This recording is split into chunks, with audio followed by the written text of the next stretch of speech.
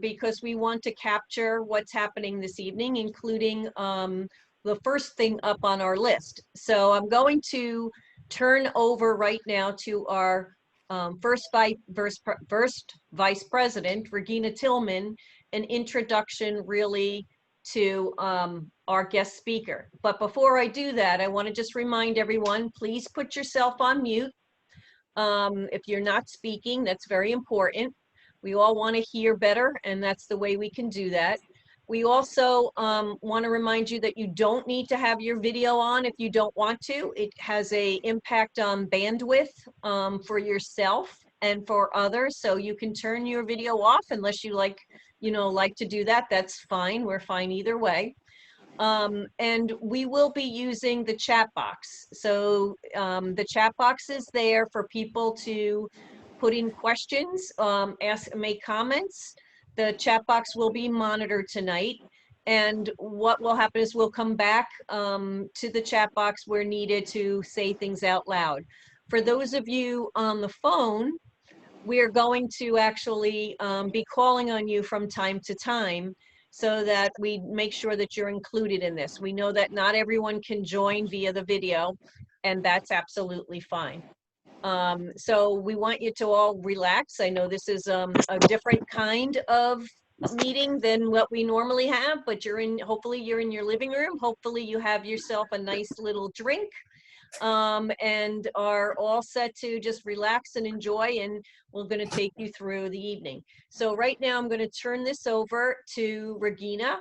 Regina Tillman, as I said, is our first Vice President, and she's going to introduce our special guest tonight. Go ahead, Regina. Thank you so much, Patricia, which is an extreme pleasure for me to introduce such an iconic lady to you all. This lady had 7 terms in the U.S. House of Representatives. She's been an outspoken advocate for women and minorities throughout that time. And in 1972, she was the first woman and the first African American to seek nomination for president of the United States from one of the 2 major parties. There's so much to say about this lady, but I think I will just leave it for her to say. Thank you so much for being here with us, Ms. Chisolm. I give the floor now to you. Thank you. Thank you very much for that wonderful introduction. Good evening. Good evening, everyone. There are so many things that I have on my mind this evening, but in the interest of time, as well as to give you an opportunity to ask me any kind of questions you desire, I'm going to read a reference to some of my speech today. At another time, perhaps I will speak extemporaneously on many things I want to bring to you still. I must say, this is quite a time. You have called for me to be here with you in spirit. I believe it's an election year, and so I thought it would be most appropriate to reference some of my words from the past. I am certainly excited about the class of freshmen members of Congress who may just be filled with as much fire as I was. I can recall when I was brand new to the House of Representatives, there were 435 members of the House of Representatives, and 417 were white males. 10 of the others were women, 9 were Black. I belonged to both of these minorities, which made it add up, right? That makes me a celebrity, a kind of sideshow attraction. I was the first American citizen to be elected to Congress in spite of the double drawbacks of being female and having skin darkened by melanin. When you put it that way, it sounds like a foolish reason for fame. in a just and free society, it would be foolish that I am a national figure because I was the first person in 192 years to be at once a congressman, Black, and a woman.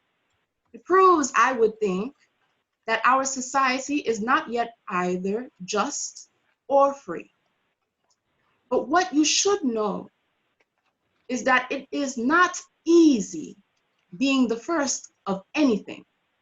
First generation, first college graduate, first Black, or first woman to do anything and to be a combination of any one of those things. While nothing is easy for Black people or marginalized people in particular in America, neither is anything impossible. Like Old Man River, we are moving along and we will continue to move resolutely until our goal of unequivocal equality is attained. I came from a family where my mother, Ruby Seal, was a seamstress and a domestic, and my father was an unskilled laborer, worked in a bakery and later in a factory. And there were 4 girls in the family. We had no boys in the family. And at one time, I could remember our family was so poor that during the Depression years, we had to go on public assistance. And I was such a proud child.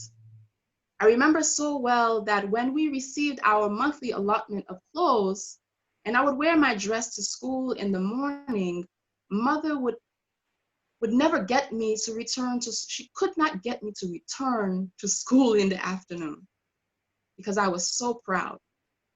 And the children were so cruel. And they laughed at the way the dresses hung on my slender frame. I say this to you this evening to let you know that I was not born with a brass spoon in my mouth, because sometimes people feel that because you reached a certain position in life, you came easy. And I want to tell you that in spite of what you may be feeling this evening, in spite of what your past may have been, look forward, look to the future, because you have so many wonderful years ahead of you. Every tomorrow has 2 handles. We can take the handle of anxiety or the handle of faith. We're on the move now. And as Frederick Douglass said, power concedes nothing without a struggle. It never has, and it never will. For years, thousands of people from the European shores have been coming to this land. They came here hardly able to speak the English language, but they came here and acquired the technological know-how, and they acquired the necessary skills that enabled them to become assimilated in the American culture and to move out and up into the American middle class. But we have been born here.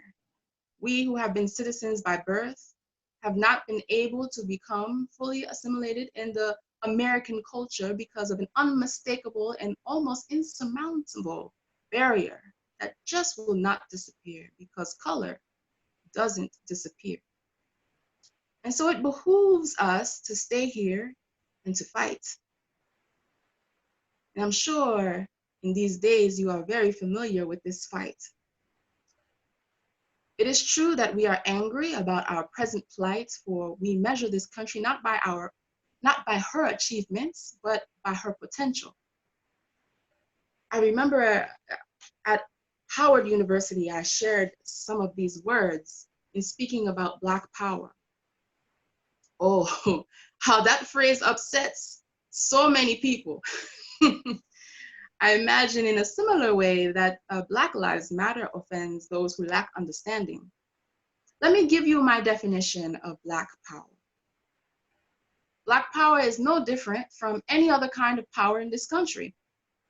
Just as I told you a few moments ago, the people from European countries came here and found their way in the American scheme of things after they were able to get a certain kind of economic and financial security, the next thing that they became interested in was to achieve power to control their own destinies.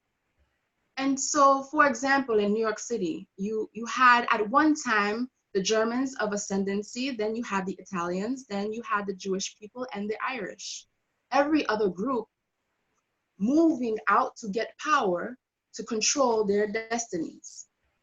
But nobody had to label that as white power, because it was understood and assumed that it would always be white power. Now that we are beginning to do what they have been telling us to do for a long time, take ourselves up by our bootstraps and begin to consolidate our efforts and move out like every other group has moved in America, everybody is so hysterical and panic-stricken because of the adjective that precedes the word power, Black. You know, it would have been hoped in this country, in our history, that we would never have to use the word Black before the word power, because America has been built on a series of immigrants coming into this land, rising up and moving out in terms of achieving power to control their lives. But you see, they made one mistake. They thought that because we had been relegated for such a long time to a subservient position, and that we had accepted rather docilely that the position of second-class citizenship, that we would never rise up, that we would never speak out. And so when we begin to say the world in our own way, that we too know and understand what other groups have been doing for a long time in this country, consolidating and using our power and our efforts to move up. And we want the world to know that it is Black power, because we have learned what other groups have been learning and doing for a long time in this country, and people have to get used to the word. It is important for us to recognize in this country that we must move away from the phrase of, what do you people want now? Black people, my friends, want no more, no less than every other group that has come to the shores of America, hardly able to speak the English language, but came in order to hopefully realize the fruition and the aspirations that they dreamt about as they were persecuted in Europe. The blood, sweat, and the tears of Black Americans also lie rooted deeply in the soil of America. People, we have it within our grasp. I said it then, and I say it to you now. We have it within our grip. We have it. We can turn things around in this country, but we've got to get out of our quiescence. We've got to become re-energized, revitalized, rejuvenated. And I think we're seeing some of that now. Though I'm not there with you, I'm here in spirit. We've got to once again move in the direction of saying this indeed is a government of the people, all of us in this room, a government by the people, and a government for the people. But it is certainly not going to be a government of and by and for the people in reality, unless we, the citizens of this realm, become angry enough to rise up enough in righteous indignation and say we have to move in another kind of direction. You know, there's so much mediocrity in this country, too much.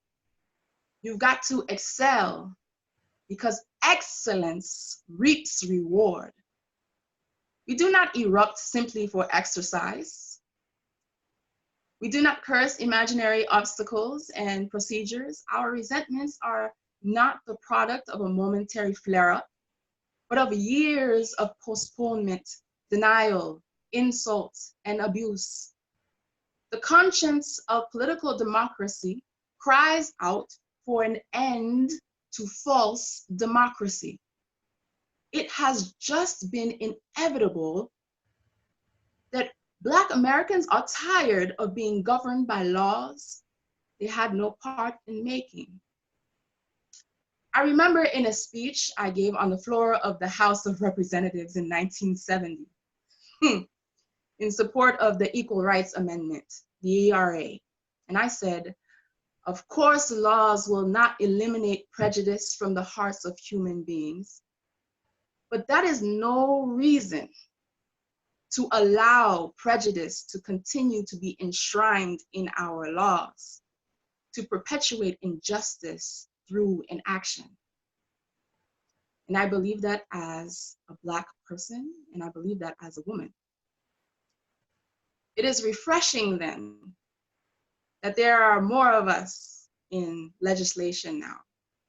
One day, perhaps, this country will be ready to elect a Black woman for president. They weren't ready for me. But what was important for me was to make it clear that it was possible for someone like myself to run for president. When I think of the farm in Barbados, where I spent much of my childhood with my grandmother, and I think of the hard work of my parents in providing what opportunities they could for myself and my sisters. When I think of the progress that has been made over the years, what I can tell you is that this road is uphill. And over time, the burn in your legs from the climb becomes muscle with strength and endurance to continue pushing forward. After 25 years in the political arena, I never thought I would say this, but I am now convinced nobody can change me. I'm convinced that we're not going to have some of the changes that are necessary in America, the changes that have to do with the conservation and preservation of the most important resources a nation ever has. And that is its children. That we are not going to be able to have that until women are in positions of decision-making and administering power in the political councils of this great nation. I truly believe that. And of my two, what I called them before was handicaps in my book, being female, of them, of being Black and being female put more obstacles in my path than being Black. Sometimes I have trouble myself believing that I made it this far against the odds. No one, not even my father, whose hopes for me were extravagant, would ever have dared to predict all of this that has happened to me. But you know, if they don't give you a seat at the table, bring a folding chair and sit down and speak your mind. My first year in Congress, I was assigned to the Agricultural Committee, which had little to do with policy interests of my constituents in Brooklyn. Can you imagine? They expected me to keep quiet about being on the Agricultural Committee. I broke the rules of decorum for something more relevant to my work than agriculture. And I won what I asked for. Change does not come with silence. I always said I want to be remembered as a person who had guts. I was focused on change and doing the right thing. And when confronted by my resolve, I always said I do what my conscience tells me to. I have always spoken out for what I believe. I cannot be controlled. I've been speaking out since I was 3. My question for all of you here tonight is, how would you like to be remembered? What legacy are you leaving behind?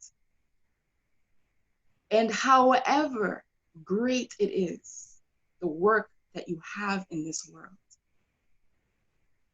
please know it will not be easy. However, it is possible. I hope that these words bring you some form of encouragement. My name is Shirley Anita St. Hill Chisolm, and I hope you have some questions for me. I know there's much to talk about because there is much work left to do. So much has changed, and so much is still the same. Now get to work. Thank you so much, Ms. Chisolm. We do admire your resolve over the years, and hopefully your words have imbued the rest of us with additional resolve, because truly the work is yet to be finished. Let me check the chat box, see what I see there. Well, nobody's come forward, so I have a question I'd like to shoot your way. All right. You came from a background actually of childhood education, and I'm kind of interested in how you made the leap from that to going into politics. Can you tell us about that? Well, yes, I can. Originally I had no plan to go into politics. At the time that I was entering college, there weren't many choices for a Black woman as far as a career. And so education became not really a choice by desire, but more by practicality. And so when I went to Brooklyn College, I actually didn't even major in education. I majored in sociology, and I took Spanish. And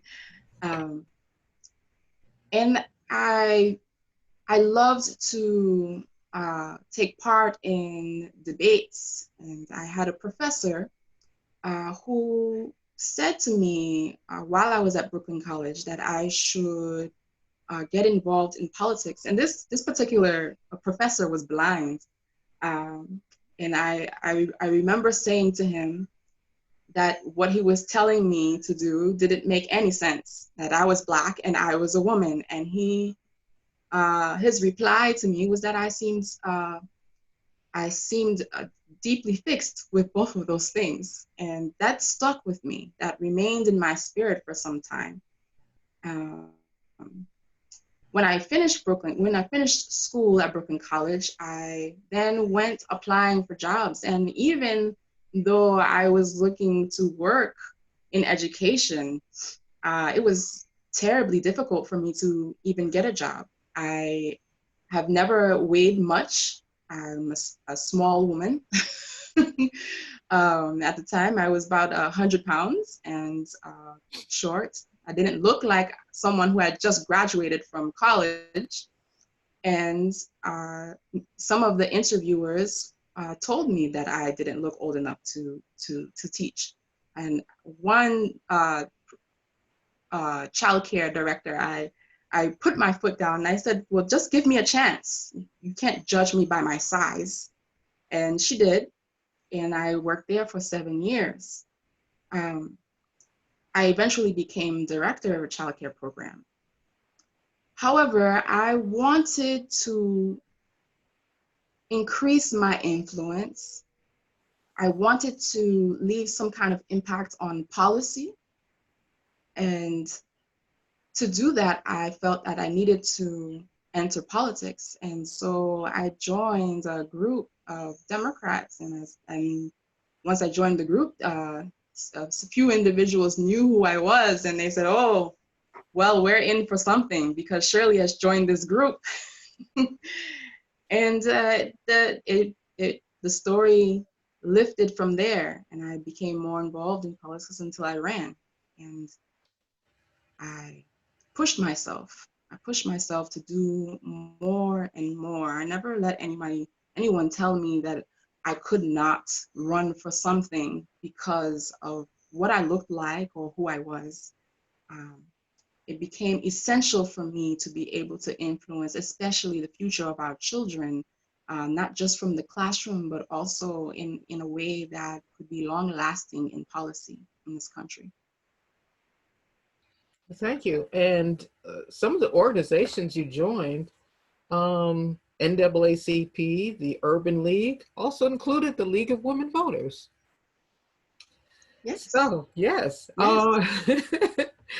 Old home week now. We have a question that came up. This is interesting. How would you pick, or excuse me, who would you pick to be president in 2020? Now, you don't have to say, but that is a question.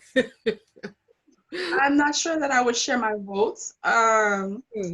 What I can say is that the choices right now, I'm not quite sure about the choices.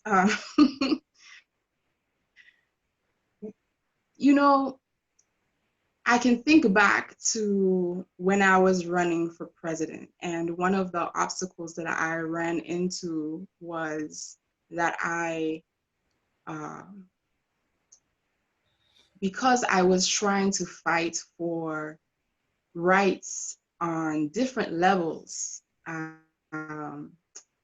didn't always have the support of the Black men, and I didn't always have the support of white women. So what I can say is that a candidate who is trying to bring about change for all people is the candidate that people should be voting for.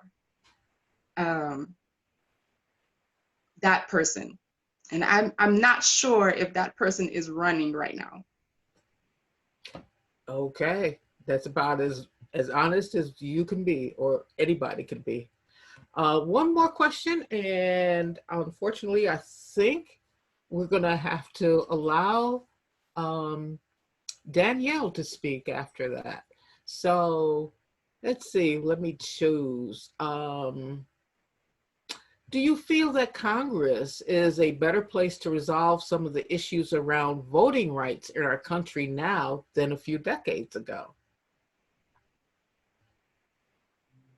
Yes, I think Congress is better now than it was years ago. There has been much progress in a lot of arenas. However, the Equal Rights Amendment is still, women are still fighting for equal pay. There are still things that require change in policy and legislation. So it has improved. However, I would like to see more change, especially in who is in office. For example, I think to date, there has never been a Black woman as governor of a state. Someone can check on that, but I believe that's true, and it's overdue. And so there's still much work left in changing the face of Congress to bring in as many ideas as possible so that we can truly reflect the country that we live in. Thank you so much. And I'm sure everybody enjoyed your words, and I'd like to now reveal that Miss Chisolm is being played by D. Colin, or Danielle Colin. She is a noted poet, educator, visual artist. Oh my God, the list is just so long. And I had the pleasure of working with her last summer, actually, as she played Sojourner Truth as MC to a music concert series we had out there in Troy. And she also was awarded the Presidential Award by the Saratoga League of Women Voters for her representation of Sojourner Truth. So I am so pleased that you found the time to actually be with us. And if you'd like to say a few more words about what you're doing and how you go about doing what you do, because you are an extremely busy lady on many fronts. I am. Hello, everyone. Now I'm D. Colin. D is for Danielle, but most people call me D. I do a lot. I am an actor, poet, writer, educator. I think really like I've always been an artist my entire life, and it took me a long time to think about being an artist full time. But that's what I am now. But you know, I sing and do all these other things that are in the arts, and I feel that the way that I can really leave an impact is to create art, to inspire and to educate and to empower other people. So that's what I do in general, whatever art it is that I'm involved in. This was actually my first time doing Shirley Chisolm. So I'm excited. There was so much. There's so much to Shirley Chisholm's life. I can't wait to do a reenactment of her again, because she was a powerful person. Yeah. So right now, this was what I needed to do today. I'm also working on some murals in Albany, and writing poems. I also run a poetry open mic every Monday. Usually it's at Troy Kitchen, but because of COVID, it's been online for some time now. But it's every Monday, and we do it on Zoom. And I do promise to show up with that poem that I found. One of these days. Can I just say that you did such an awesome Sojourner Truth last summer, and it just, grabbed my heart.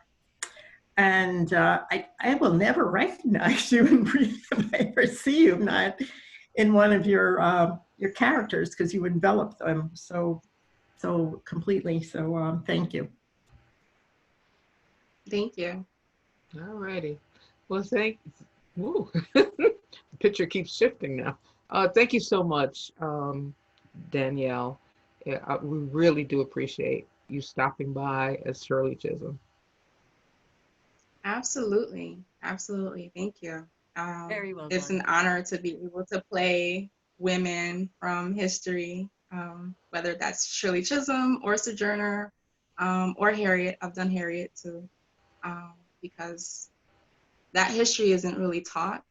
And so I find it necessary, and I find it empowering, not just for me, but for the audience who's listening, to learn and really gain some understanding from those histories. Would you mind me sharing your email or Facebook link or something like that? Share it all. All right. Yeah. In case somebody needs Shirley Chisolm to show up again. Or Harriet Tubman or Sojourner Truth. Right. Yep. Or some poetry in their life. Yeah, I do poetry too, as myself. Every Monday, right? Yep. every Monday is the open mic, but also I'll be reading for Cafe Lena next week, actually. So I'll be reading poems for Cafe Lena if anybody wants to tune into that. But yeah, I'm available to perform. And if there are any writers out there, you're doing workshops at the, or you were doing workshops at the New York State Writers Institute. So yeah, Danielle, Yeah, is all over last the year I place. did a workshop series. Yeah, Yeah. yeah. So we People were. can also book me to come in and do workshops. Sometimes people Mm. bring me into their organization and I'll do a workshop. Or they bring me into a school and I'll do a workshop at a school. So I'm available for that. Okay. Thank you so much. Thank you for having me. Thanks, Dee. That was really incredible. And there is so much about Shirley Chisholm that I can imagine, you know, it's really deep. There's so much to her. Well, and we really do appreciate you being with us tonight. So thanks for being here. Can we unmute for applause? Yeah. We can. Everyone has to unmute themselves, I think.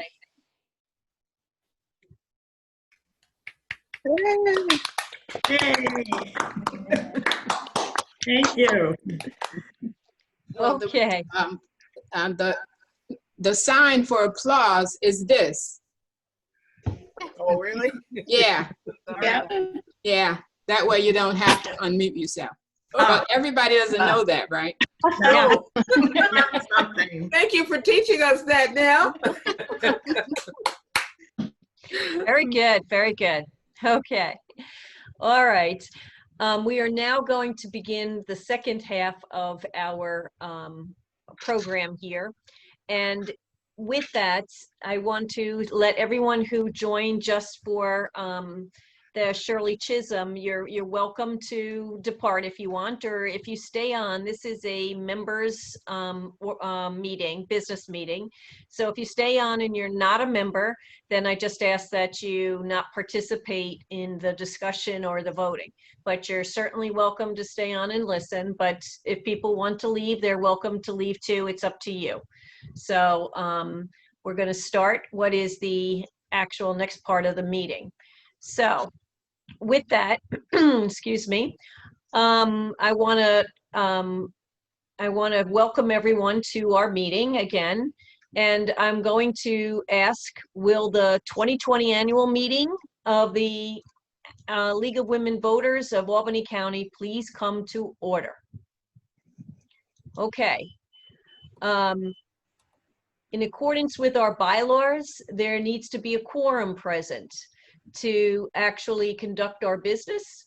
And with that, our bylaws state that 10% of the membership need to be present. Madam Secretary, do we have a quorum?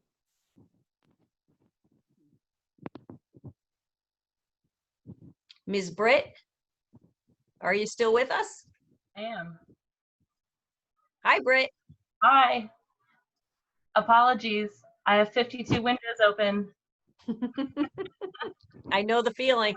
Take attendance. And also, can I make a brief announcement? Of course.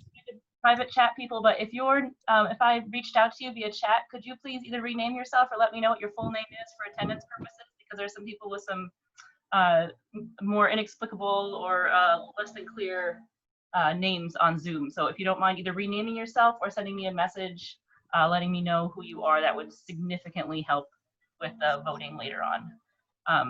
So we have 43 members registered for this meeting and 24 proxy votes, and we have 32 participants on this virtual meeting, so we do have a quorum.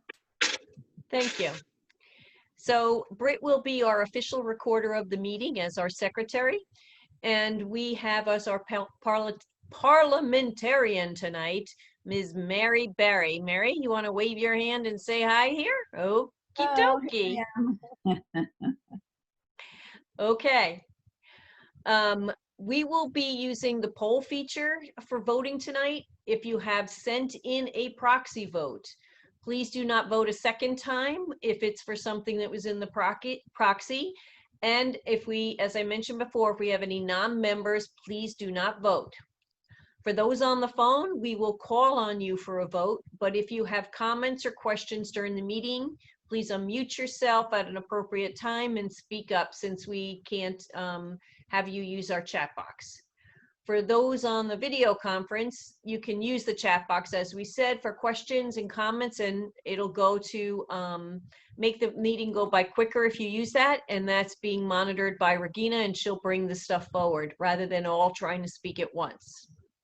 So at this point, I need to let you know that the minutes of last year's annual meeting were approved by the Board of Directors at their September 2019 meeting, excuse me. And likewise, I asked permission to refer the minutes of this annual meeting to the Board of Directors for their approval in the upcoming September meeting. So with that, I'm going to put up a poll on the screen. And since there was no proxy vote for this, every member can vote on this. Hold on, and I will launch the poll. But the question is, do you approve of having the board approve the minutes of this meeting in their September meeting? And I'll give it a minute. Everyone should be able to see the poll. If you're on the phone and wish to vote, if you're a member, just unmute yourself and let us know, say aye or nay. Patricia, point of order, the only phone participant, I believe, is not a member, so I think we can go ahead with the polling on the screen as being the perfect. Our voting. Perfect. That's going to make life a lot easier. Sure is. Yep. Okay. So I'll give it a minute more, but it looks like 15 people have voted. If you, anyone who even sent in a proxy vote should vote on this, as we did not include it in the proxy. So if you take a minute, but it looks like right now we have a fair number of people who are saying that we should do that we should approve. So let me I have the poll up. Hold on one sec for me.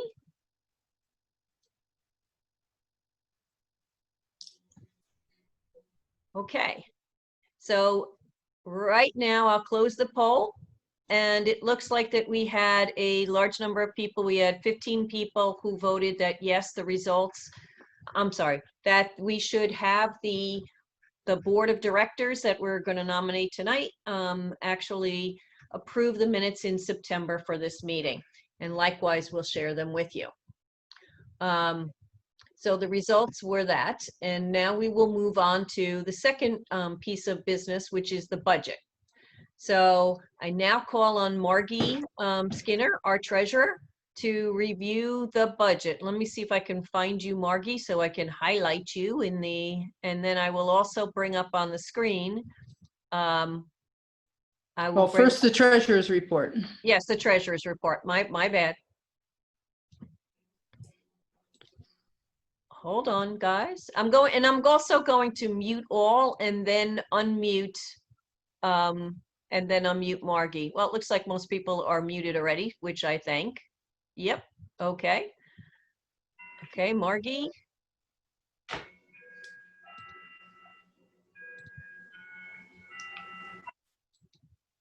Hold on, and I will bring up.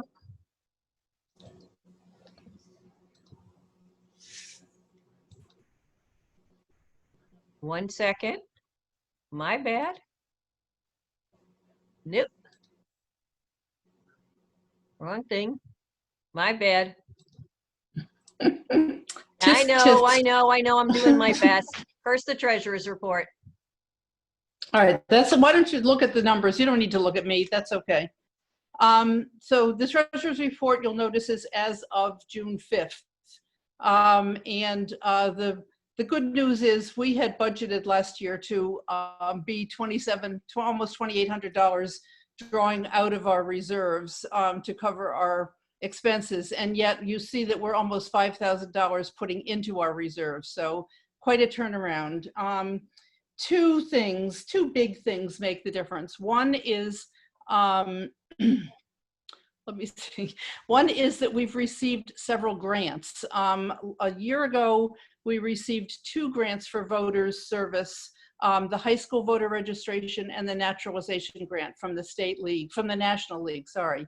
And then this year we received those grants again. a second time. And in addition, thanks to Regina's work with the coalition, we received a $3,000 grant from a community foundation to do some work on the census. So you'll notice our other income here is instead of, no, it's our other support. Instead of the $3,500 that we budgeted, we've received $8,000 this year. Now, most of that, the grants have to be spent. That money was given to us to spend. In addition, we hit the jackpot on poll reporting last year. We took on some extra districts and we bumped up our income from poll reporting by about 50%. So we got $3,500 instead of $2,000 that we had gotten in previous years.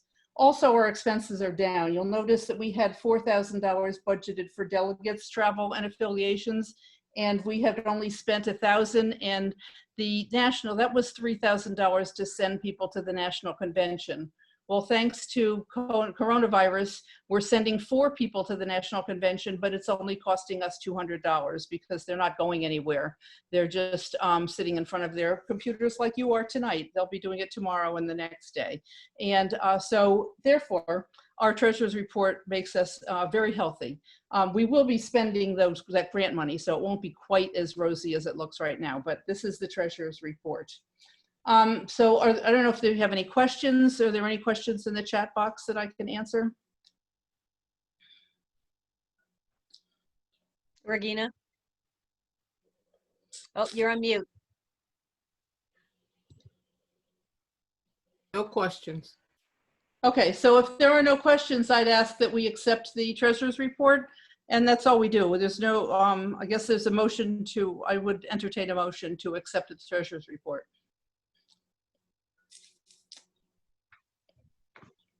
Okay. So moved, Okay. yes. Yep. I think Okay, we've so accepted that. Mhm. Thanks.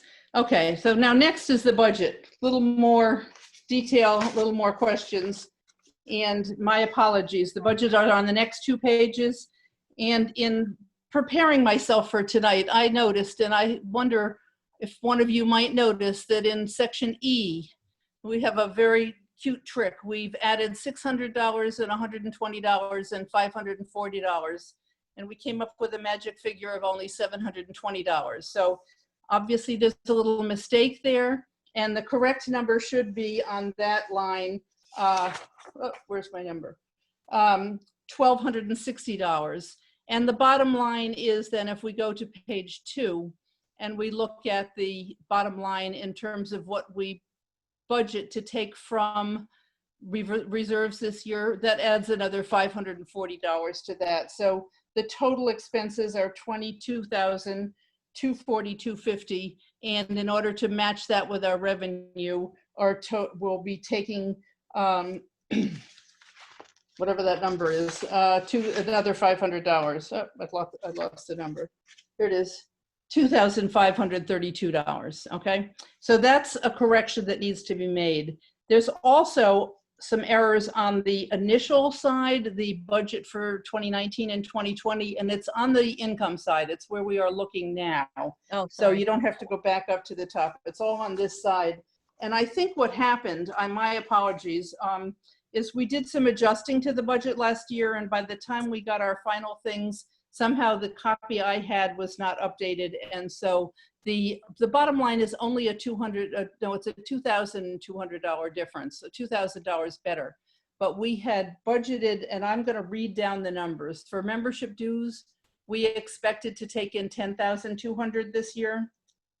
For the contributions, the total contributions we expect $2,200, not $15. There's a little change in the makeup, but $2,200. For event income, the final budget last year was $2,300. The fundraising income was $2,000 in the budget, and the other income was $3,500. And the bank interest was $70 in the budget. So a lot of changes in the numbers. They'll be online and they'll be in the next bulletin, and my apologies. But the bottom line is we budgeted last year to have $20,270 in income, and which meant we were only budgeting to take $2,788 out of reserves. And if you remember 5 minutes ago, the treasurer's report, that's the bottom line that was on that treasurer's report. That had the proper numbers in the budget column. Okay, so that's my bad, my corrections. In terms of the actualities of the budget, there's no real differences. One thing that we did in terms of expenses, if you want to go up to expenses, we've saved money on the bulletin and we've put some money into communications, because what we're doing is sending out the bulletin and all of our things by constant contact. And we have beefed up the numbers of our list. We're now sending these things to more than 500 people, even though our membership is a little more than 200. Lots of you out there are getting our bulletins and our pieces of information. County legislators are getting it, and other politicians are getting it, and other people that have written to us and said we want to get involved. So we add you to our mailing list right away. But the mailing list, the paper mailing list where it says bulletin and weekly emails, we're spending much less on printing, and we're spending much less on postage. We're only mailing out about 35 copies every month, and we're only printing about 50 copies every month, so that we're saving a lot on paper and print expenses. What we've done is we moved the constant contact cost into the bulletin category, because that's where it really belongs. Otherwise, the voter registration expenses have gone up because we have this grant money to spend, and so we will spend it. And so we've been able to print a lot more things, and we'll continue to do that. And so that's where our bigger expenses are. Our per member payment, if you see section D there, that went down a bit because our true membership numbers actually last year went down about 20 people, and that saved us about $1,000. Otherwise, I think they're pretty standard. Our budget is only $22,000. It's not a lot of money in the real world. So if that's sort of my pointing out of the highlights, and if there are any questions, I'll try to answer them. And again, my apologies for these errors that are in the budget that you received, but the errors are really only in that previous budget. So what we're going to be voting on is the proposed budget, and the only error there was that $500 that didn't make it into the final total. All right, so questions? Does anyone have any questions in the chat box there, Regina, or no? Don't see any. Okay. All right. Any from the phone, anywhere else? All right, then I will make a vote, a motion to adopt the budget as corrected. Okay, that motion is recognized. Do I have a second to vote on adopting the whole budget? I have a quick question. This is Joanne Esposito. I already voted by proxy based on what was there before. So should I vote again? Because no. Yes. Yeah. So let me Guess clarify. all of us should. Yeah. Yeah. I said Good this in the question. beginning. Yes. I said this in the beginning, but it bears stating again, very good, that if you voted by proxy, we're going to add the proxy votes to the poll that's online now. So if you voted by proxy, please do not vote a second time. So who was the second that I had on the? problem is, though, with everything changed, with a lot of the corrections that Margie just made, shouldn't it be voted on even though I voted before? Yep, we can do that. We can, we're going to have to separate out the proxy votes a little bit from people in attendance. That's why I'm asking, to make it clear, because I did vote on, the whole slate, but I think I should vote on this changed budget. I don't know. Mary, how about Mary? Is this like a new vote because it's been corrected? So that the proxies would be thrown out because that was on something different? Mary, you're on mute. Bottom you left. see my mouth moving and hearing nothing. I believe that the, excuse me, I would call these technical mathematical errors, and that they don't rise to the level of throwing out the votes. but if Joanne wants to, No, that's fine, as long as you know that. Okay, so Yeah. we can keep it. I just didn't know if I needed to vote again but because that's a good question to raise. Thank you. Yes, thank you, Joanne. That was good. Okay, who was my second on Margie's motion to vote on the Mary Berry? I'll take you as a second. Thank you. All right, let me bring up the poll and ask that people vote on this. Hold on. Madam President, did you want the results of the proxy vote? Oh, yes, please, if you could. The results of the proxy vote are that 23 approve, 0 do not, and there is 1 abstention. Carry on. Okay, thank you. Okay, you should now see on your screen a poll there. I'll give it a minute for people to vote.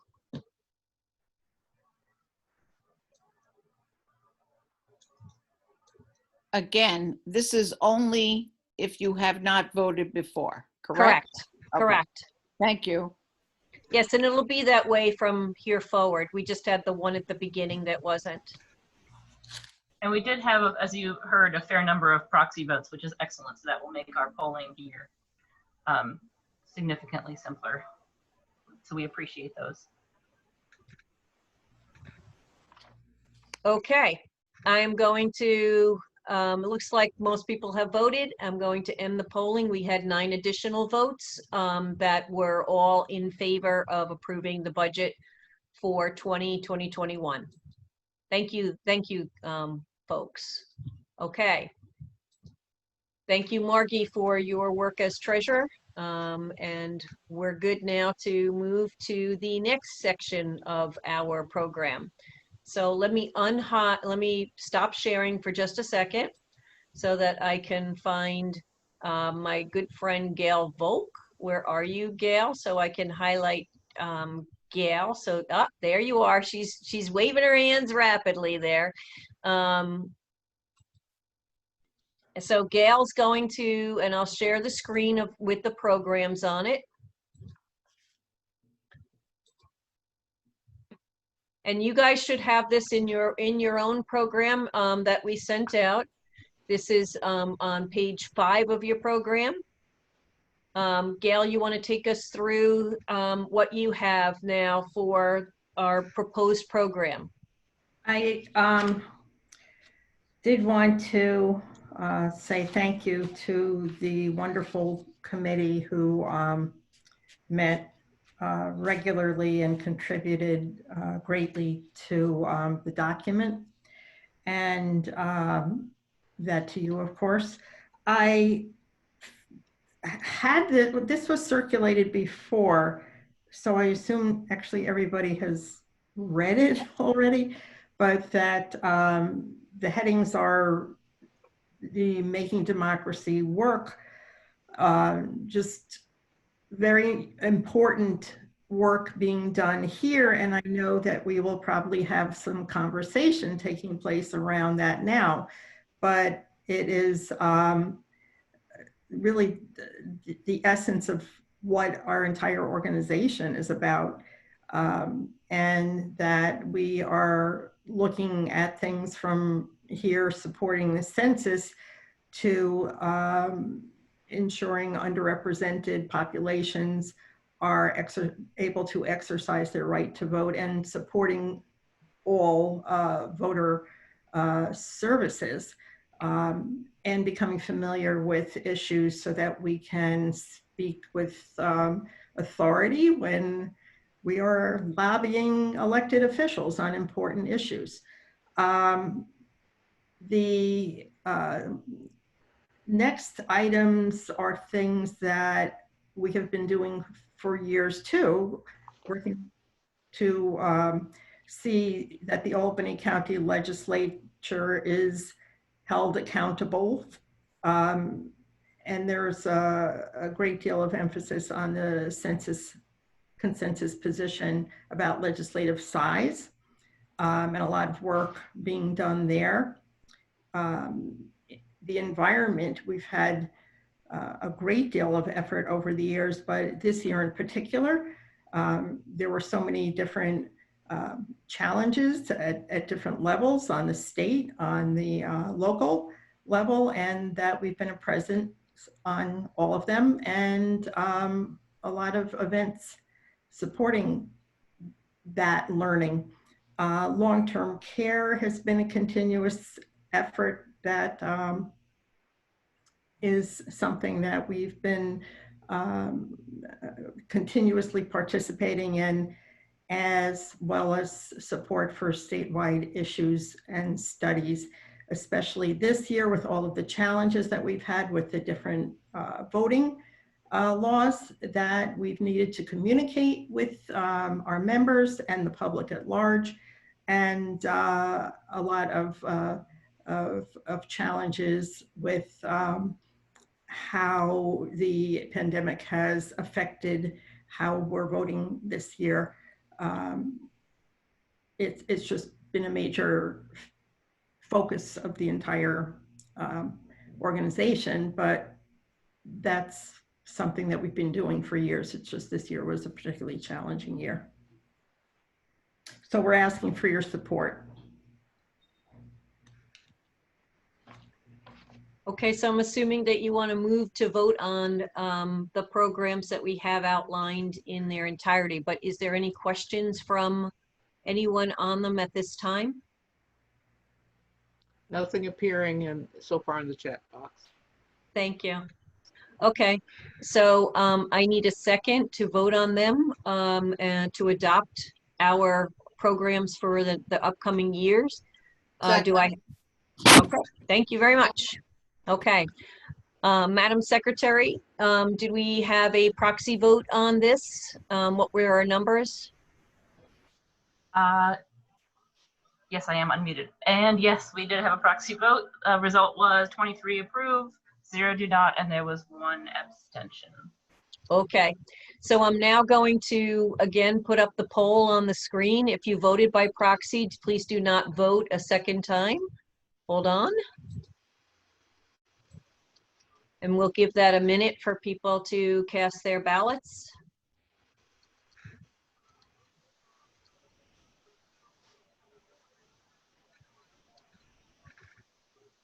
Okay, same as the other one. We have 9 people who are approving the proposed program for 2020, in addition to the 23 that approved by the, that were approved via proxy. So at this point, we can say that we have approved our programs for the upcoming year. Julie is putting in the chat box a question that was raised earlier today. Okay. So she was. Yeah, she said she submitted questions. I've unmuted myself. I sent in a question. I requested an amendment to be made. Okay, ahead, Julie. Let's speak to your amendment. I apologize. So the amendment had to do with the first section on democracy and helping people, encouraging individuals to exercise their right to vote. And I thought that that was rather a weak statement, and that it doesn't recognize our ongoing efforts in assisting people to register to vote, inputting information about Vote 411. And I thought that the word assist should be added, assist and encourage. That's what we do. And we should take credit for that, and we should continue to do it. Okay. So instead of the second line saying encourage individuals to exercise their right to vote, especially among underrepresented populations and young people, what you are actually asking for is to say assist and encourage. Is that correct? Yes. Okay. And that we have that written in the chat box, right? No, it was submitted.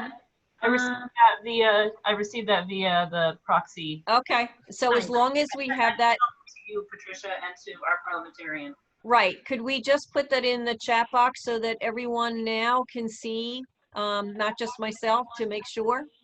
I mean, Sure. I'm not Okay. I'm not able to Let me copy and paste it in there, I think.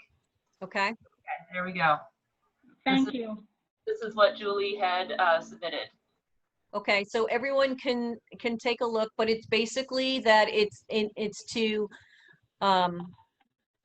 change this second sentence. Here, I'll actually see if I can show. I don't know if I show here what the chat box says. If you'll see it. And then it looks like there's someone else once we get through this with comments about the program, but we'll get there. I don't think I One can. at a time. It's Arlene when you have a chance. Okay. So There's someone before Arlene, actually. okay. Why don't we know what Julie was proposing. Regina, why don't you facilitate the person before Arlene, and then we'll get to Arlene.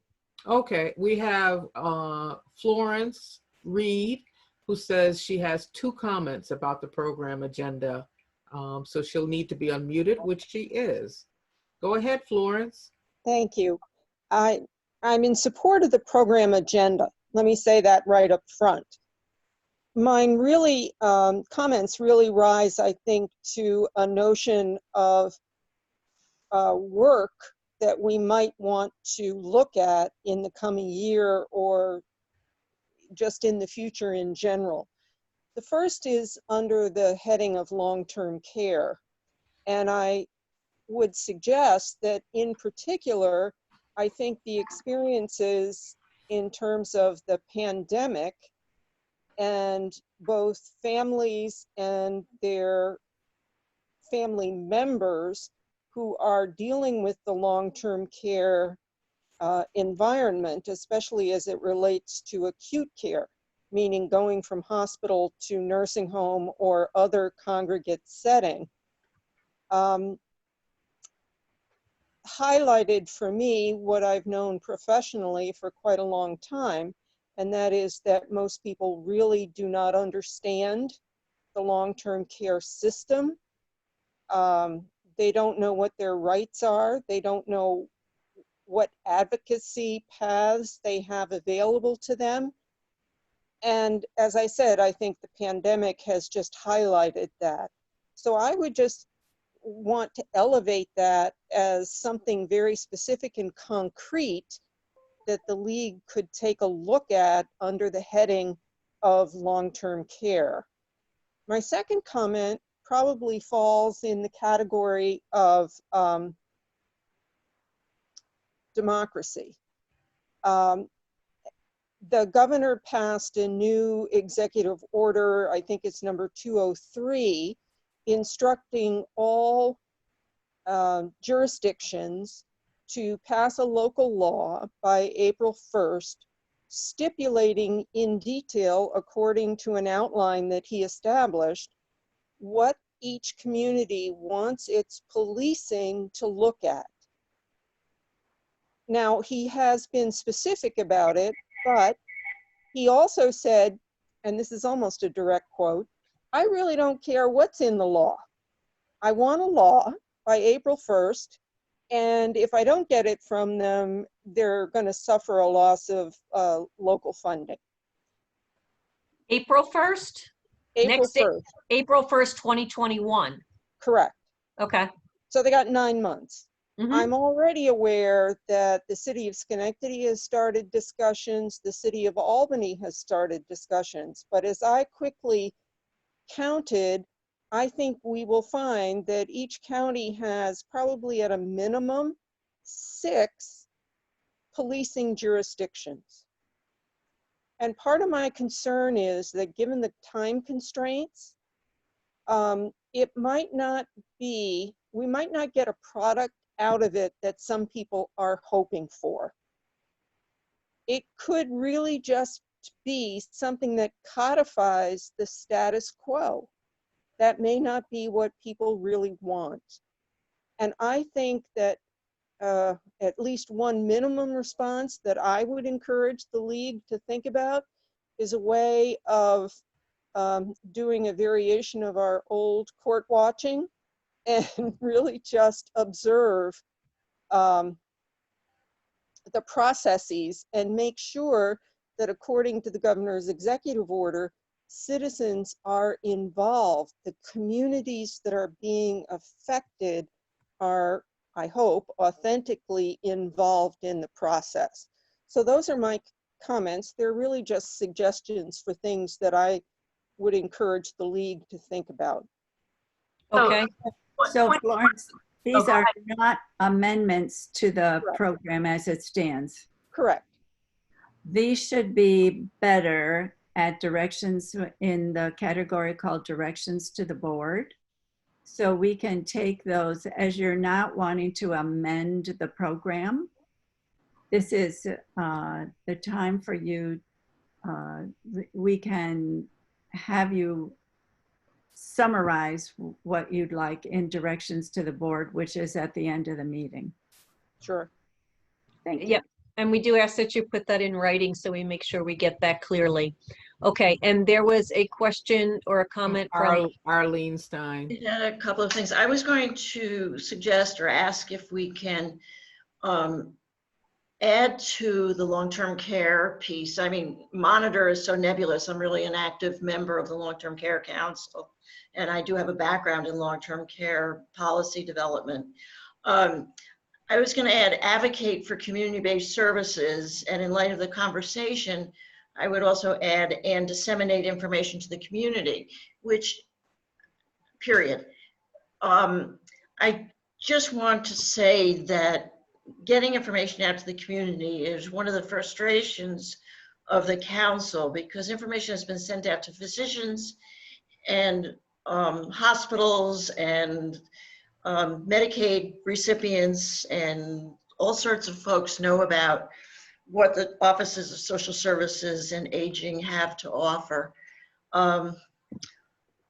You know, one could also go on the Albany County website and go into the long-term care. And there's a place there where you can call for more information on what might be available to you. However, I must say that it deals mostly with Medicaid patients. Okay. Not Medicare, which is acute care, hospitalization care. Okay. All right. So just a couple of comments here. First, so everyone understands the overall process. We start with calling for input into our programs back in the spring, and then we publish and work on those, and we publish and engage people, and we publish them 30 days before the meeting. But I always want input written regardless of what the timing is. Okay. So and this is great. This is the kind of discussion we hope for, you know, to get more members to have their voices heard and to be reflected in our work.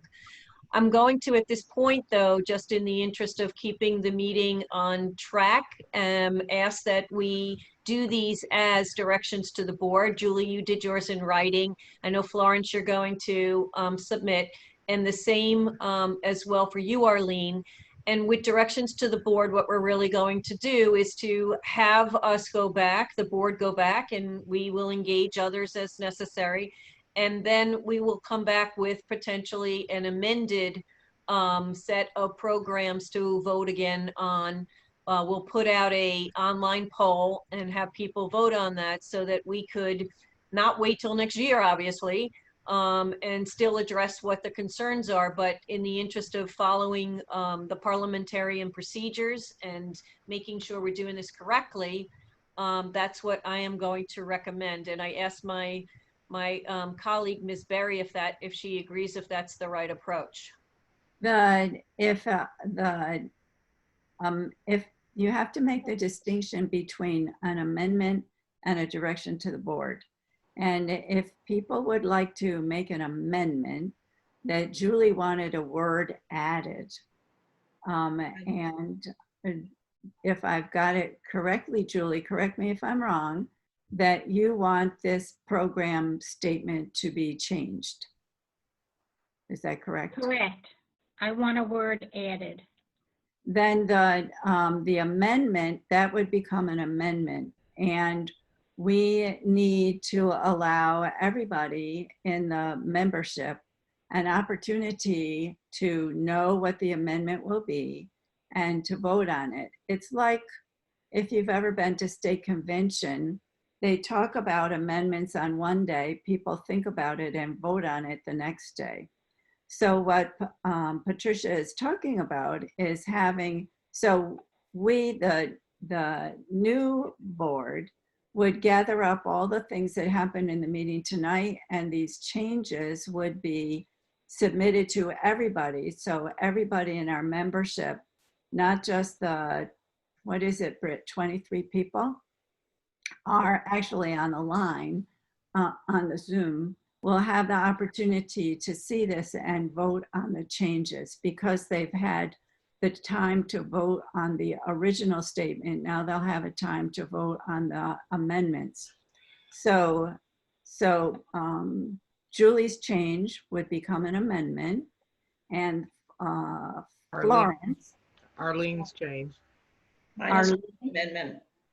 Arlene wants an amendment. Arlene, you need to submit it in writing, and then it will be incorporated and sent out like Julie's. And Florence can decide what she would like to do, but you need to let us know Who do I send it to, Britt? There will be an email address. Yeah, you can send it to our website email address, but Patricia will bring that up on the screen. To whom?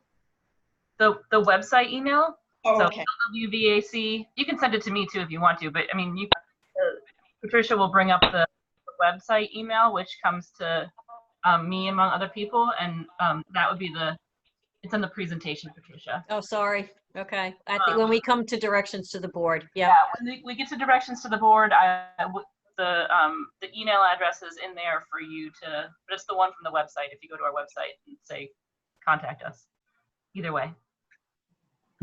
Is it clear the difference with an amendment? You need to put it in writing, and then the board will be sending it out to everybody, just like they got the information to prepare to be a part of this business meeting tonight. They get it in advance, and you have so much time to respond to it and vote one way or the other. They will not be voting on the program issues. They'll only be voting on the amendments. And that means, sorry, Mary, that means that we'll vote now as is and then have an additional vote on the amendment? Yes, it's because of this Zoom and it's not, I know it's not the easiest to explain, but it's the fairest way for everybody to be able to participate. Right. Okay. So we will vote now on the way it stands and then vote later on an amendment. Is that correct? Yes, but that gives Julie and Arlene and maybe Florence an opportunity to submit their amendments. Correct. Understood. My understanding was we already voted on this. Well, did I put the poll up? I don't even recall. Yes, yes you did. You voted. We did. Okay, thank you. My bad. Well, everything went so quickly. It did. So what do we, where are we stuck now, Mary? What's the story? No, I think well, I'll let Mary speak, but I think we're technically, because the vote was taken and the program was passed, it was accepted as it was written. But Julie sent in her amendment request earlier today, and it was kind of, we'll just say it was misplaced. So Julie tried to get her amendment in on time. And because I'm going to make its parliamentary prerogative that Arlene can submit her change as well, and to go out under the amendments to the program committee. I mean, the program items. So technically, Arlene should not be able to because the program has already been voted on, but it's these are extraordinary times. I believe that that's the case, and we're under extraordinary technology at the moment. But if everybody's happy with that, there we go. Okay, all right, then let's move on from there. So we have the programs as written, and then we'll go through an amendment process at a later time and let all of our members vote on that. Okay, the next part of our program is dealing with the nominations.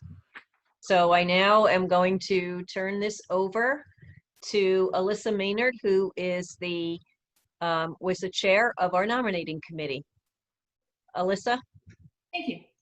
The nominating committee has nominated Patricia Sibilia for president for a 2-year term, Mary Berry for first vice president for 2 years, Britt Westergaard for secretary for 2 years, and the following directors: Pat Maxon for 1 year, Alyssa Maynard, myself, for 1 year, Marilyn Nugent for 1 year, Margaret Daines for 2 years, Andy Lee for 2 years, Mary Kate Owens for 2 years, and Regina Tillman for 2 years.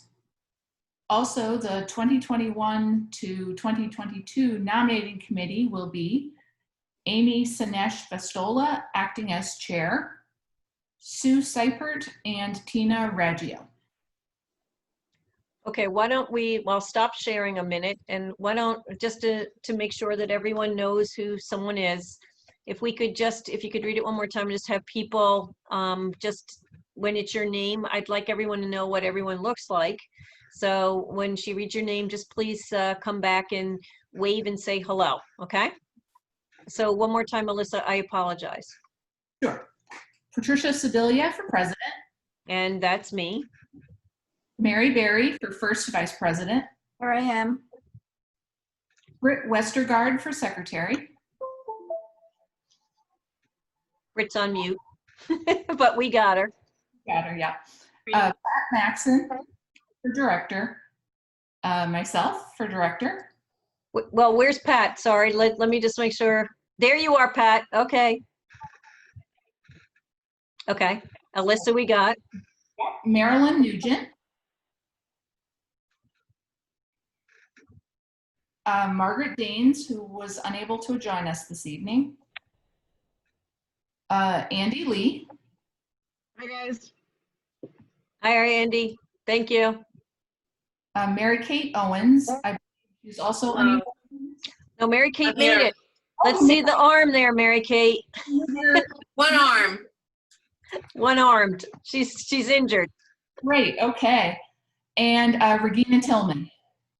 Hello, everybody, once again. And then the nominating committee, Amy Sinesh Vestola as chair. Hi. Hi, Amy. Hi. And, also Sue Seipert. Hey, Sue. And Tina Raggio. Not sure, is Tina on? I don't see Tina listed. Okay. All right, thank you. Will you be telling us which director is for what service? Is that part of what we vote on? No, No. they're general directors. No, that's part of the planning process that we have in the summer. You're just elected as a general director? Yes. Yep, that's correct. Okay. So with that, does the nominating committee recommend this slate? Are there any nominations from the floor?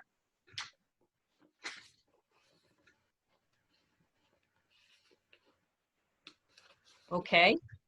With no nominations from the floor, then we will go to, we'll make a motion to actually nominate the ballot. I'm sorry. Gosh, I'm really screwing up here today. Make a motion that we will vote on the slate as outlined by the nominating committee. Do I have a second on that? I'm seconding. I was Thank you. muted the other times. I'm sorry. I kept yelling, but Okay, all right, so Gail's our second on that one. Madam Secretary, can you tell us the result of the proxy vote? Yes, I can. The total proxy vote was 23 approving, 0 not approving, and 1 abstention. Okay, so once again, I'm going to put up a poll for those people who did not vote via proxy, and I'm launching the poll, so please take a minute and vote if you have not already done so.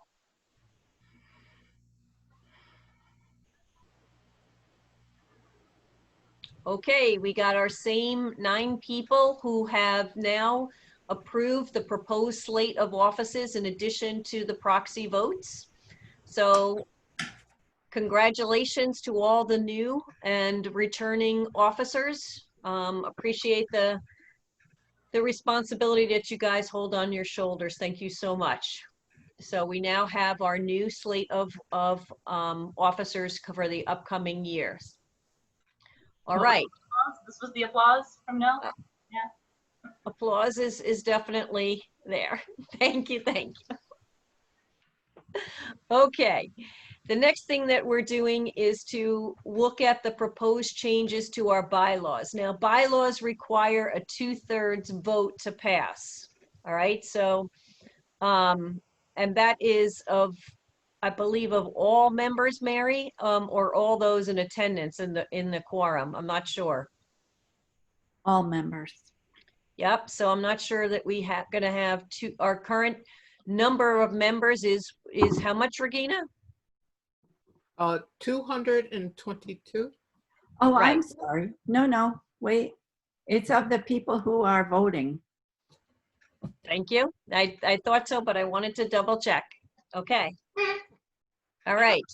So let me share my screen again and we'll bring up the bylaws changes.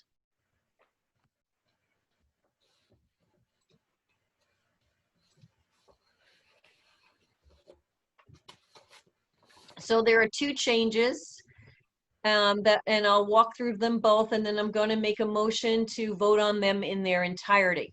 Okay. So the first change, and you can see that all the changes that are in, are there in red text. If anything's crossed out, it's a strike through. So the first one is there shall be at least 9 regular board meetings, la-di-da-di-da, but meetings of the board may be held by internet or telephonic means so long as a quorum is present and all board members have been notified and have an opportunity to participate. So in this one, this is more of a built-in suspenders sort of situation. We know that we have already have been understanding that it was okay to hold this annual meeting this way, but this is also to just clarify in our bylaws, this. Okay, any questions on that? Can I clarify something? Sure, of course. That the ability to have this meeting electronically, even if it wasn't okay from your bylaws or from however you are, a corporation or not-for-profit corporation was formed, the governor passed an executive order because of the coronavirus allowing this to happen. But I believe that executive order is only for a certain period of time. And at the moment, I don't recall what it is, but it's to cover the pandemic. So this bylaws change is really necessary because the executive order will expire. And I would speak that this is something that we should have as technology changes, that we should have in our bylaws to cover any future events. Then I would change internet or telephonic to something more generic, like electronic means. Electronics, yeah. Okay, so that would be an amendment that we would need to make here. I have a comment. Comes up on the chat box. Yes. Virtual. Actually, Alyssa Yeah, that's good.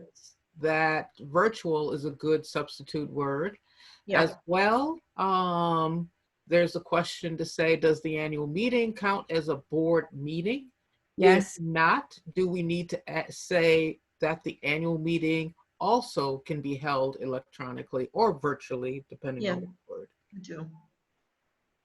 The annual meeting is a board meeting. It's a board meeting. So And does Mary, that, go ahead. so does that, is that clear that we need to say that the annual meeting can also be held electronically, or it's automatically a board meeting, so it doesn't need to be said separately? Correct. Yeah, it does not need to be said separately. Okay. And So we're gonna use virtual or no? It's down below. It's down below. Right. Article 7, membership Right. meetings, general meetings. Yeah, it's there. It's not a board meeting, it's a membership meeting. Scroll down. There you go. General meeting. Well, May be held virtually so long as a quorum is present and all members have been notified, which I think should be the opposite. All members have been notified and have an opportunity and a quorum is present, but doesn't matter. but So- this Yeah, one Mary. should be changed as well to either say virtual or Virtual. electronic. Yeah. And those would be amendments, an amendment to the amendment. an amendment to what, yes, an amendment to the amendment in which we're going to vote on. We can vote on now if the amendment is clear to everyone and we have it in the chat box in writing. So what we're saying is in both of these, in this first one, we're changing it to say meetings of the board may be held electronically is what I think I heard as the amendment. Virtually. So virtually. Okay, so it's That's virtually. in writing here. Okay. As well as down here. What was Chris's at? I think I think electronic is actually kind of more accurate. Yeah. Everybody uses virtual now, but virtual has a lot of other meanings. Right. I think electronic is what we're talking about. You know, one day they may convey it without electronic. That's right. When we get to those times, we'll amend again. And I probably won't be alive. No, it'll probably be in another couple of weeks. Okay, so let's put it this way. Is there a motion to amend the amendment to say that meetings of the members may be held electronically so long as a quorum is present? Point of order, how does this relate to the proxy votes that have already been voted on the non-amended bylaws? It would be the same as for the program, that what we're talking about is amending the amendments. So this would have to come. Again, out to all members, okay. Right? Yeah. Yes. Okay. Okay. Thank you. Especially because it's the bylaws. Yeah. Okay. If you're changing the language from internet to electronically, whatever, you're gonna have to put a by before telephonic means. Yes. Well, is that electronic? Yeah. If you're putting in by electronic or telephonic means, that's fine. If that's the language you're using. But with some of the language that was proposed, you had to put a by before telephonic means. I'm sorry, I think the proposed amendment to the amendment was that meetings of the members may be held by electronic means so long as a quorum. That was my understanding. Mm-hmm. Well, Julia has another suggestion, remote or digital. Okay, Gail, I'm trying to get through these. Oh, right, you're chat master. Thank you. There's a couple other comments that I need to get through. Is there an issue with the number of meetings held virtually or in person? I'm sorry, what was that? Is there any concern with the number of virtual versus in-person meetings held? I don't think so, but does somebody want to raise that as a concern? Well, they just mentioned, is that concern? And somebody already replied that they could all be virtual or electronic. So unless you want to put a limit on it of some sort, I think I don't think we do. Unlimited, Nope. yeah. Yeah, I don't think we do. Is there any other questions or comments? Remote or digital would be accurate as well. I suppose we could wordsmith, but does anybody, is there a concern about using the language by electronic means? Yeah, that's the other proposed language. I don't Remote think or electronic digital. counts for telephones. Like a lot of people have just landlines that they use as a cell phone. That would not. That's accurate. electronic. Mine isn't. It's just a landline. A landline is an electronic means. You have electricity going over a line. It doesn't go off when the power goes off. Right. My phone stays on if the power's off. Mine doesn't. Still electronic, but okay. I feel like we're splitting hairs. Out there. I mean, 99% of what would happen would be, you know, via a smartphone, a laptop, a desktop, right? I mean, that's what most people would be using. Can I raise a question? Are we just splitting hairs? Is this not well enough understood that we have to go through the process of amending it and going through the next thing? Or is this relatively clear, internet or telephone, for those of us today? And if we wanted to amend it next year, we could do it. But amending it and going through that process, to me, seems unnecessary. So, like, I would be of a mind to vote down the amendment, but just raising that. And I can't type on the chat thing, so I'm talking, sorry. I can't type either on it. I just think electronic would hold us longer. Yeah, and I do want to remind everybody that this stuff went out quite a while ago.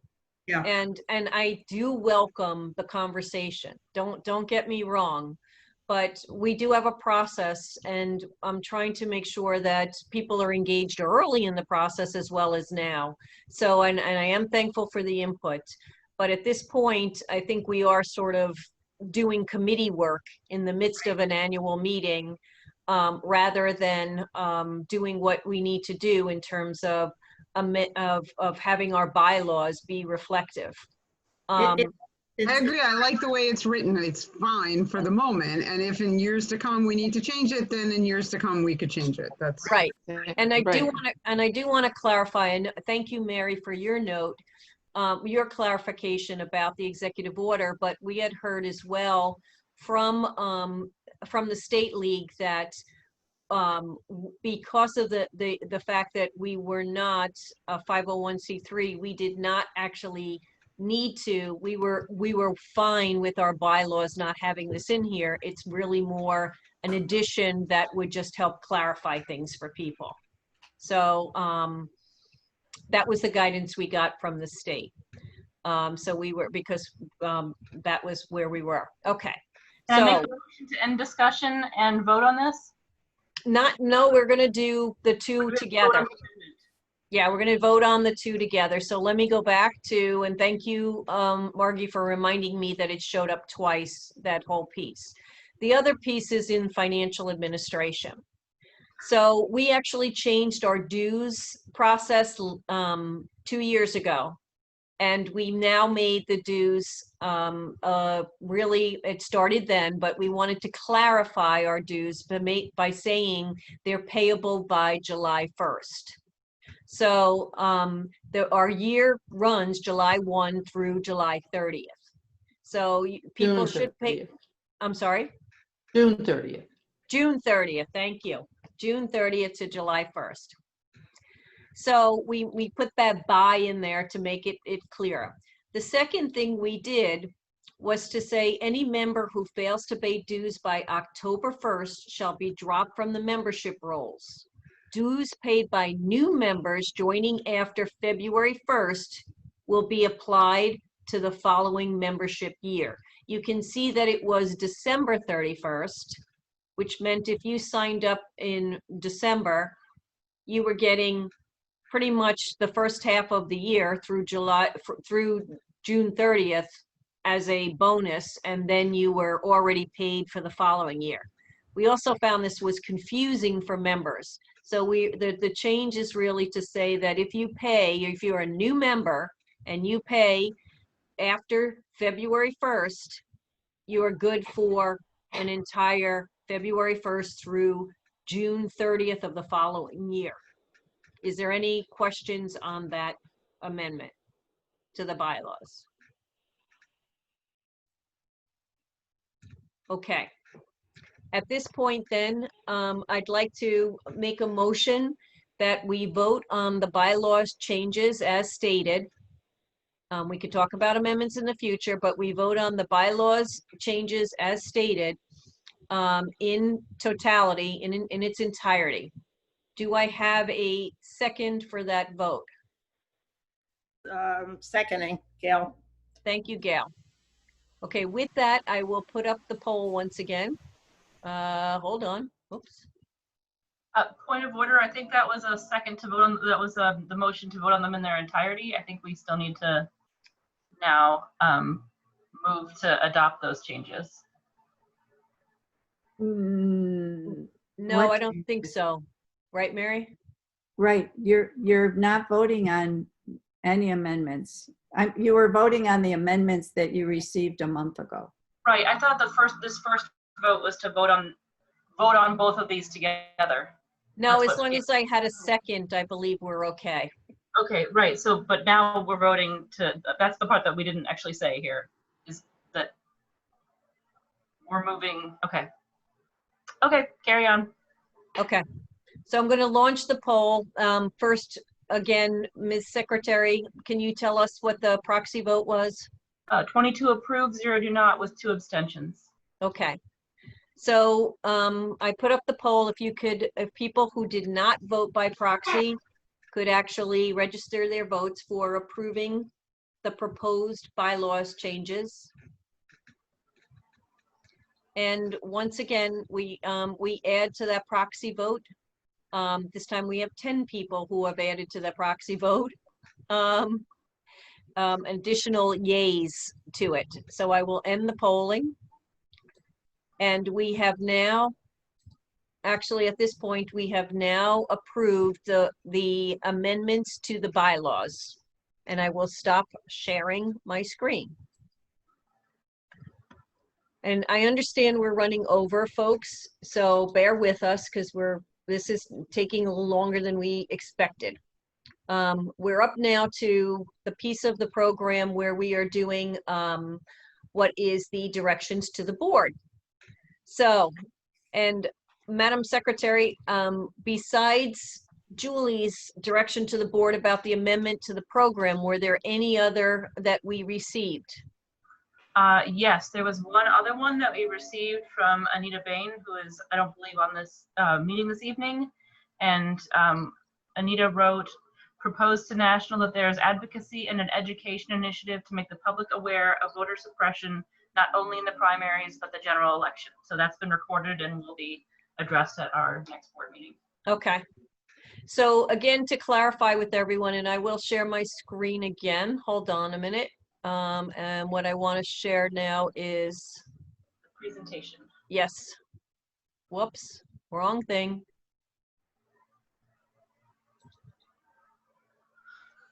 My bad. Hold on, guys.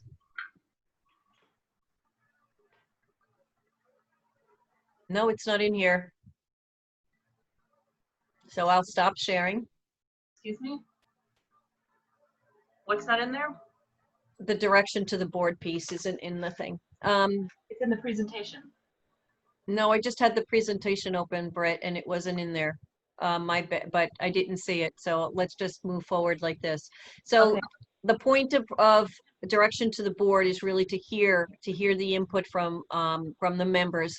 And what will happen is that in our September board meeting, we will consider anything that has been submitted, and then we will confirm back to or come back to the membership with the results of that.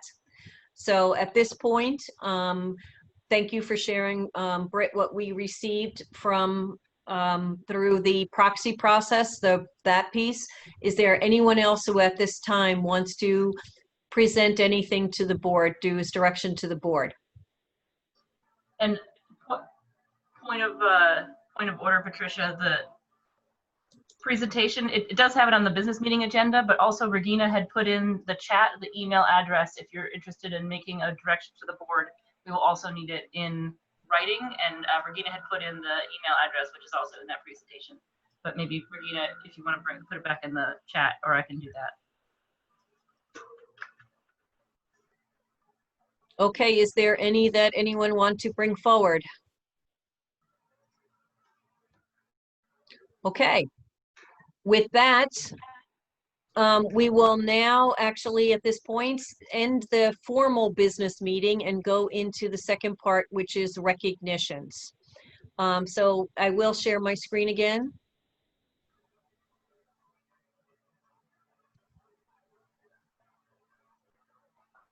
And with this, I'd like to start with the SIA.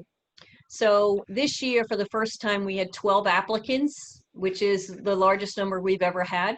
There were 8 essays from Albany High School, 3 from Bethlehem, and 1 from Colony High School. All of these candidates were, out of all of these candidates, we selected 2, and that was Stacy Lee from Bethlehem High School, who actually, I believe, has been raised her hand already to join and work with our communications team, which is a great thing. And Elizabeth Alzawahara from Albany High School were the 2 that actually were chosen. So congratulations to all of them.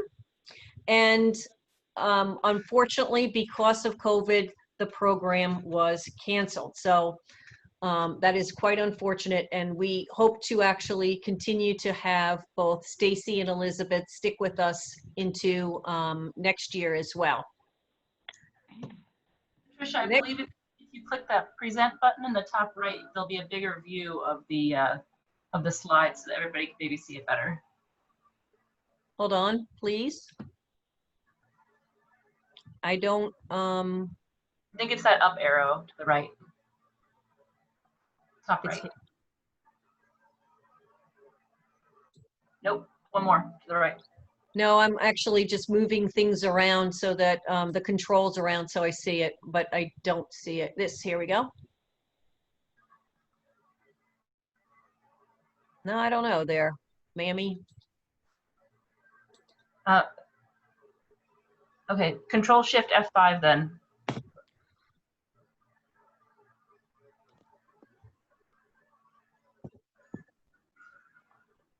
I'm trying, but it's not working. So I'm sorry, you're gonna have to bear with me, guys, with not showing full screen. I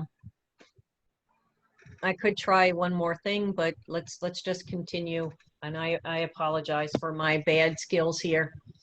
All right, the next thing is obviously we have 2 board members that are retiring. I don't know if Stephen is on.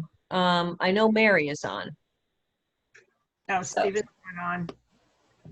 Okay, so I want to really say cheers to both Mary Bealby and Stephen Winters. So Mary joined the League of Women Voters of Albany County in 2017. She was a transfer from Cortland County, where she had been an active member since 1995. While in Cortland, she served on their board and led the League of Women Voters of New York State's anti-fracking advocacy. She immediately was invited to join the board, where she applied her many talents to our technical issues of communication, to our league website, and their social media.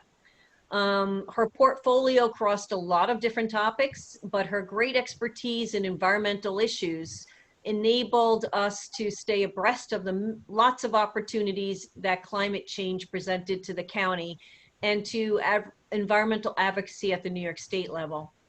When a new coalition in Albany County emerged to fight plastic pollution and promote solid waste diversion, Mary led the league advocacy and participation in that organization, which is the Zero Waste Capital District. Her and Amy both were very strong in this. Advocacy based on a thorough knowledge of the leagues at the national level and at the state level position has been really quite the hallmark of her tenure as a member of our board. In addition, Mary started an advocacy blog that also helps users connect with topics addressed by national, state, and local positions. Mary, we really thank you for your enthusiasm and devotion, and a gift is en route to you as we speak. So I can't thank you enough, really, for all that you've done. And particularly, we've seen that over the last couple of days in email traffic. Mary, you add a lot of value to what's going on. So with that, cheers to Mary. Thank you, thank you, thank you. Secondly, I said Stephen is not here, but Stephen has been a very long time member of the League of Women Voters of Albany County. You can see him in this picture with his classic pose, which is so Stephen, standing there with his hands like this.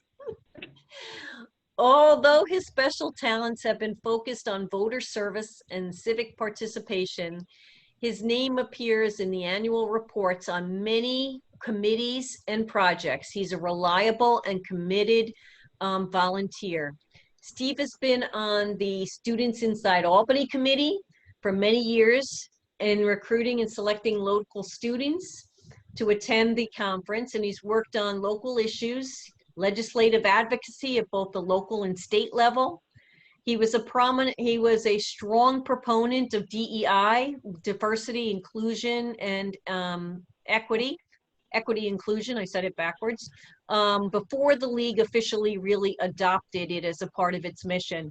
And he suggested Albany become more welcoming to diverse populations in the city and the county. Additionally, he really represented the league at the Martin Luther King January celebrations at the Empire State Plaza. And he is known to me as the person who knows everybody in Albany, in the city of Albany. He's really quite an asset to have as a volunteer, and we're going to sincerely miss him as a board member. So thank you to Steve for all your commitments to the league's ideals and with words and deeds. Thank you, Stephen. Okay, now on to the next. Lifetime members. So it is amazing to me that people have been joining the league for 50 years. And with that, you are a prestigious member of, as a lifetime member. So in addition to those that are already out there, I know Ann's with us tonight. Thank you, Ms. Brandon. I saw her on earlier. I don't know who else is on here, but you can see the names. But this year, Margie joins that really that distinct and elite group. So our many thanks go to Margie for all her years of service to the league. Thank you so much, Margie. Without you, and that's why you have to indulge me in my mistake on the budget. 25 years ago, that wouldn't have happened, right? Thank you, Margie. Thank you, thank you, thank you. Okay. Next, we have the in memoriam. We felt it was important to really recognize those that have passed along with us this year. And particularly, you'll see the names of all of them. I know with Diane Szymanski, her family had actually had asked that in lieu of flowers, that there would be donations to the league, and that was greatly appreciated. But particularly Athena Lord, who was Tina, as she was known to her friends, was a 50+ year member. And until she moved to Washington, into the Washington, D.C. area, in the last 3 years to be near her 4 children. She was here with us. She died on May 20th, and she was honored early in 2020 in an exhibit at the Albany Institute of History and Art for her telling her story New Acquisitions exhibition of objects collected over the years to highlight women's lives. A manual typewriter used by award-winning author and community activist Athena Lord is displayed with the book she wrote for her 4 children about growing up in a Greek immigrant family in Albany and Cohoes. In 2010, Tina was honored by the League as a lifetime member and we were asked to describe her League involvement. These were her words. Expectations for young newlywed women in the 50s were that we would stay home and raise children, all the while doing good works by way of volunteer activities. For me, joining the League of Women Voters was undoubtedly the single best move I made. The nonpartisan approach of the League and taking action on issues only after study and consensus helped me to develop a true independence of thought. Tina and her husband, Victor, were activists in the Albany city community and fought for civil rights, political reform, public education, and environmental protections. Athena was engaged in the Citizens United reform effort, the Albany Independence Movement, and the New York State Liberal Party, as well as Planned Parenthood, where she served as a board member. We are quite honored to have had Tina's participation and leadership in our league.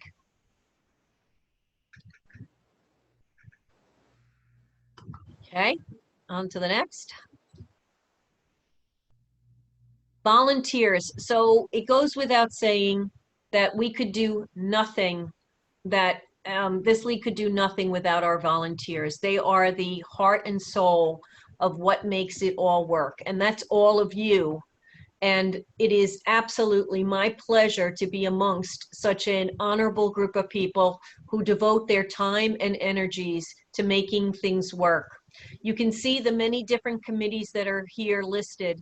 And it is, there's been such outstanding work that I want everyone to, as soon as we send out our annual report, to spend a few minutes and leaf through it and make sure you see the tremendous amount of things that we've managed to accomplish. And each year we get stronger and stronger. So we do have a need, and so if you are still thinking of things, we're looking for specialists, particularly people who can join advocacy and want to really take a role, as you already heard. For instance, Arlene Stein talking about the aged. I mean, we need advocates, and we need a lot of different help in different areas. So, and particularly, if you are, you can just really help us even further. If you like us on Facebook, if you retweet our tweets, this will be something that can even make us grow stronger. So, but I really want to thank all of the volunteers for all their very hard work. I really do appreciate that effort. It's amazing. I just still to this day, I am so proud to be a member of this organization and see everything that it manages to do. And with that, come on. Oops, wrong way. Come on, come on, come on. I guess I'm at the end. I thought there was another slide, but there isn't, which is really to say thank you for taking the time today. We obviously went way over where we expected to go in terms of time. I know we had some difficulties technology-wise and parliamentary-wise, but I appreciate everyone for staying on and really helping through as we went through this, our first virtual annual meeting. We have a couple of very short announcements. One is really that on Monday night, there's an event on James Baldwin. So this is where there is an introduction to what the program is going to be that is supported by the Humanities New York grant, which is a reading group, which will also include having films. So that will take place on this coming Monday night from June 20th from 6:30 to 8:30. If you are interested in joining that, yes, We got you going there, Gail. Then please just email us and mention James Baldwin in the subject or in the body of the email, and we'll get you signed up for being able to attend that. The second is that a study group has done a pretty extensive look at amending or changing our position on the Albany County legislative size. So there's a meeting on Tuesday night, June 30th at 7 p.m. If you are interested in that meeting, and we do ask that there is quite the study, that you try and read the study in advance. A note went out last week about this meeting. It is to update our position, and we do want member involvement in that. So if you are interested in joining, and we're hoping that you are, then please reach out and we'll make sure that you get the link in order to sign up for that event. And with that, I want to thank all of the board and all of the people, particularly the subgroup that really worked extremely hard on trying to put this all together for tonight. A lot of effort went in, and I appreciate all those hard efforts. And I really just really thank everyone for attending again, and want to say good night. Good night. Night. Thank you.